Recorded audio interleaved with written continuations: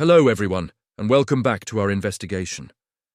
The flickering candlelight is casting long, dancing shadows across this old study. On the table, the coded message we found in the victim's journal is just staring back at us with its cryptic symbols.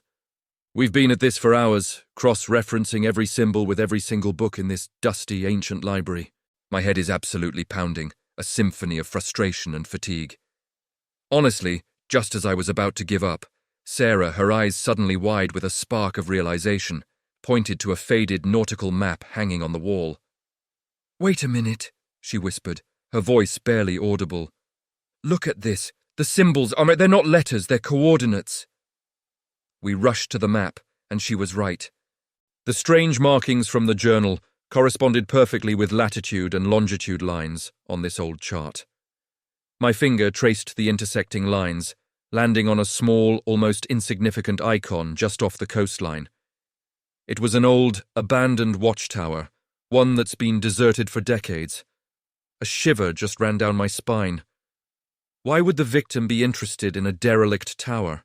What secrets could it possibly hold? It didn't make any sense, but it was the only lead we had. The sea air was thick and salty as we approached the tower the next morning.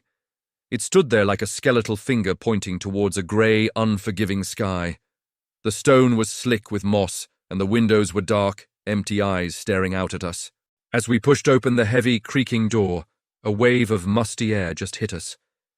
The ground floor was completely empty, save for a spiral staircase that coiled upwards into the darkness. Every single step we took echoed in the chilling silence. I couldn't shake the feeling that we were walking straight into a trap, that the killer knew we were coming.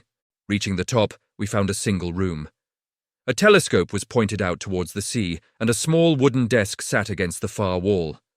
On that desk was a single sealed envelope, with my name written on it in elegant, familiar handwriting.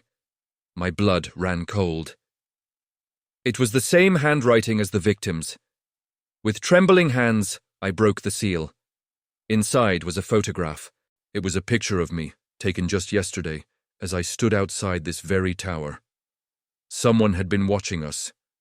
We weren't the hunters anymore. We were the hunted. Thanks for coming along on this investigation. If you're as hooked as I am, don't forget to hit that subscribe button and ring the bell so you don't miss part 5. Things are about to get even more intense. See you in the next one.